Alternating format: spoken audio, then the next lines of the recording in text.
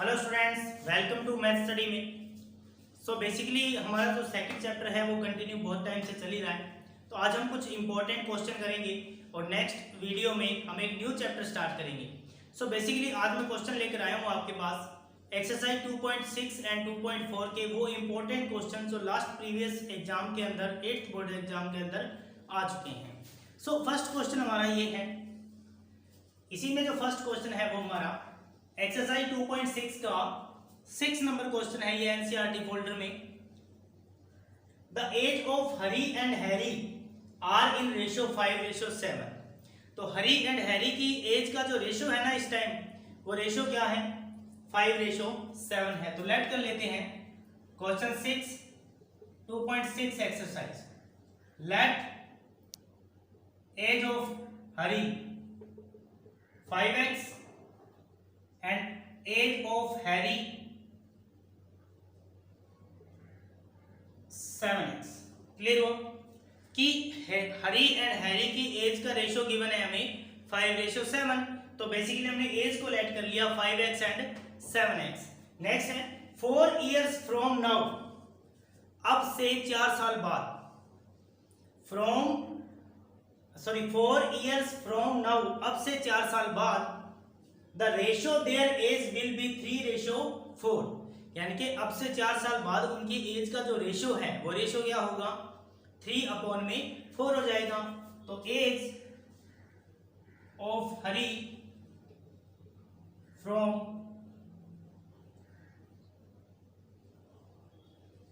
4 years from now, तो 5x + 4 हो जाएगा। इसी केस में the age of Harry from 4 years from now, तो आपके पास 7x + क्या हो जाएगा? 4 हो जाएगा। तो बेसिकली जो एज थी 5x एंड 7x है, 4 ईयर के बाद एज क्या होगी उनकी? 5x + 4 7x + 4। अब अकॉर्डिंग टू क्वेश्चन चलते हैं। क्वेश्चन क्या है कि आफ्टर 4 ईयर यानी कि 4 years फ्रॉम नाउ उनकी एज का जो रेशियो है वो रेशियो क्या हो जाएगा? 3:4 हो जाएगा। अगर इनकी एज को मैं रेशियो में मेंशन करूं तो 5x/4 एंड 7x + 4, ये इनकी एज का रेशियो आएगा जो इन फ्यूचर क्या हो जाएगा? 3:4 हो जाएगा। तो हमें इस इक्वेशन को क्या करना है? सॉल्व करना है। तो बेसिक सा कॉन्सेप्ट है, क्या करेंगे? मल्टीप्लाई करेंगे। अगर मैं 4 को मल्टीप्लाई करता हूं 5x + 4 से, 5x + 4 इसे किससे मल्टीप्लाई करेंगे? 4 से। एंड 7x + 4 इसको किससे मल्टीप्लाई करेंगे? 3 से। तो 4 को 5 से मल्टीप्लाई किया 20x, 4 4 जा 16, 3 को मल्टीप्लाई किया 21x एंड 3 को 4 से किया 12। तो अब हम क्या करेंगे? 20x को राइट हैंड साइड ट्रांसफर कर देंगे एंड 12 को लेफ्ट हैंड साइड ट्रांसफर कर देंगे। तो इस क्वेश्चन को मैं यहां सॉल्व कर रहा हूं। तो बेसिकली यहां 16 था, 12 को ट्रांसफर किया, माइनस हुआ, इक्वल टू 21x है, 20 को माइनस किया 20x। सो 16 में से 12 - 4, 21x - 20x equal to x। तो x की वैल्यू आपके पास क्या रहेगी? 4 रहेगी। तो हमारे पास एज क्या होगी? एज ऑफ हरी 5x थी, तो 5 × 4 तो कितनी हो जाएगी आपके पास? 20 ईयर उसकी एज हो जाएगी। और लास्ट में एज ऑफ हैरी 7x थी, तो 7 × 4 तो इसकी एज आपके पास क्या होगी? 28 ईयर हो जाएगी। तो ये हमारा बेसिक सा कॉन्सेप्ट है जो फर्स्ट क्वेश्चन है, age of Hari and Harry. तो हमने एज को लेट किया 5x and 7x from 4 years now. तो 4 years नाउ यानी कि अब से 4 साल बाद, तो उनकी एज क्या होगी? 5x + 4 and 7x + 4। So according to question उनकी एज का रेशियो हो जाएगा। तो रेशियो कैसे फाइंड करेंगे? हरी अपॉन में हैरी, तो ratio will be 3/4। Cross multiply करेंगे, ये इक्वेशन बनेगी आपके पास। इस इक्वेशन को सॉल्व करेंगे ट्रांसफर करके, तो x की वैल्यू आपके पास 4 आएगी। और अगर x की वैल्यू को मैं हरी की एज में पुट करूं तो हरी की एज आएगी आपके पास 20 और हैरी की एज आएगी आपके पास 28 ईयर। तो ये हमारा सिंपल सा क्वेश्चन है। इसी में क्वेश्चन नंबर सेकंड, बड़ा ही इंटरेस्टिंग क्वेश्चन है ये। एक्सरसाइज 2.4 का क्वेश्चन है। इसने बोला है half of a head of deer are grazing in the field. Half of a herd of deer मतलब हिरण का एक झुंड है बहुत बड़ा, उसका जो हाफ है वो कहाँ ग्रेजिंग कर रहा है? फील्ड में। फील्ड में ग्रेज करने के लिए चला गया। इसका मीन कि जितने भी डियर थे उन डियर का हाफ है वो कहाँ चला गया? फील्ड में, घास चरने चला गया। Next, 3/4 of the remaining part मतलब जितने टोटल डियर थे उसका हाफ तो चला गया फील्ड में घास चरने यानी ग्रेजिंग के लिए। उसके बाद जो डियर थे रिमेनिंग यानी कि लेफ्ट डियर है उसका 3/4 पार्ट है वो कहाँ चला गया? Remaining are playing nearby यानी कि पास में कहीं क्या कर रहे हैं? वो खेल रहे हैं। And the rest 9 are drinking water from the pond यानी कि लास्ट में जो रह गए वो कितने रहे आपके पास? 9 रहे। तो 9 है वो कहाँ चले गए? पॉन्ड में वाटर ड्रिंक करने। तो बेसिकली हमें ये बताना है कि स्टार्टिंग में टोटल डियर कितने थे हमारे पास। तो अब हमारे पास अननोन वैल्यू है। चलो मैं लेट कर लेता हूं। Let number of deer equal to क्या है? x है। तो टोटल नंबर ऑफ डियर हमारे पास क्या है? x है। अब क्वेश्चन को रीड करते हैं। Half of a herd of deer are grazing in the field. जितने डियर थे उनका जो हाफ है वो कहां चला गया? ग्रेजिंग करने। नंबर ऑफ डियर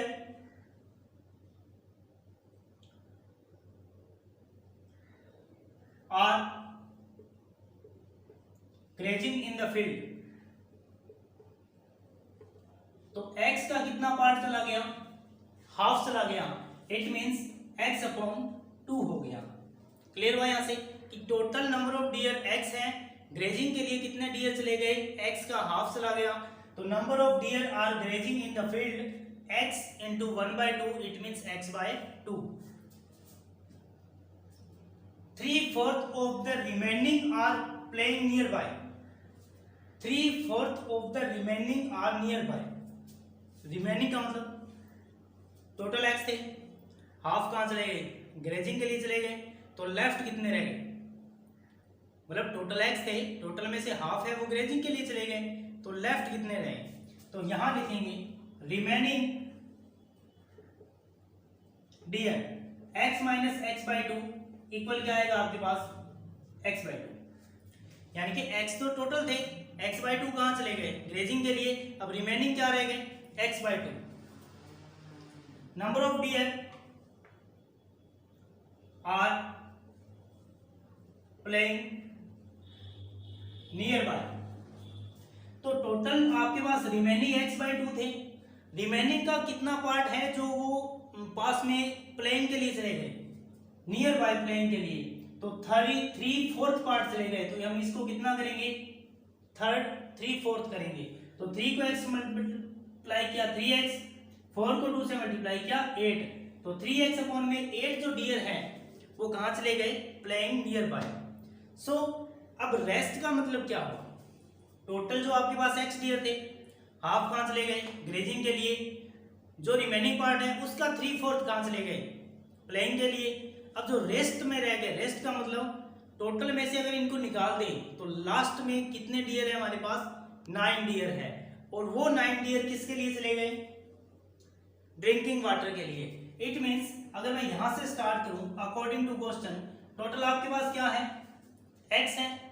x में से आपने x/2 माइनस कर दिया क्योंकि हाफ कहां चले गए? ग्रेजिंग के लिए। फिर आपने इसका 3x/8 माइनस कर दिया क्योंकि ये किसके लिए चले गए? प्लेइंग के लिए। और लास्ट में जब इनको माइनस करेंगे टोटल में से तो आपके पास रेस्ट डियर कितने हैं? 9। यानी कि टोटल डियर यहां आपके पास क्या है? 9 है। जो रेस्ट में रह गए, लास्ट में रह गए, जो कहां चले गए? For drinking water. सो इसके अपॉन में क्या मेंशन करेंगे? 1। अब हम इनका एलसीएम लेंगे। 8 2 जा 16, 16 को 1 से मल्टीप्लाई किया 16। अब आप यहां पे फिंगर रखो। 8 को 2 से मल्टीप्लाई किया 16, 16 को x से मल्टीप्लाई किया 16x माइनस, अब आप 2 पे फिंगर रखो, 8 को 1 से मल्टीप्लाई किया 8 1 जा 8, 8 को x से मल्टीप्लाई किया 8x, अब आप 8 पे फिंगर रखो, 2 1 जा 2, 2 को 3 से मल्टीप्लाई किया 6x इक्वल टू कितना है आपके पास 9। सो 16 में से 8 को माइनस किया 8x, 8x में से 6x को माइनस किया 2x, अपॉन में क्या है 16 इक्वल टू क्या है आपके पास 9 है, अपॉन में क्या मेंशन करेंगे 1, क्रॉस मल्टीप्लाई करो, 2x को 1 से मल्टीप्लाई किया 2x, 16 को 9 से मल्टीप्लाई किया 144, तो x इक्वल टू 144 अपॉन 2, तो आंसर क्या आएगा आपका 72 आएगा। तो ये जो 72 है ये आपके पास है टोटल नंबर ऑफ डियर।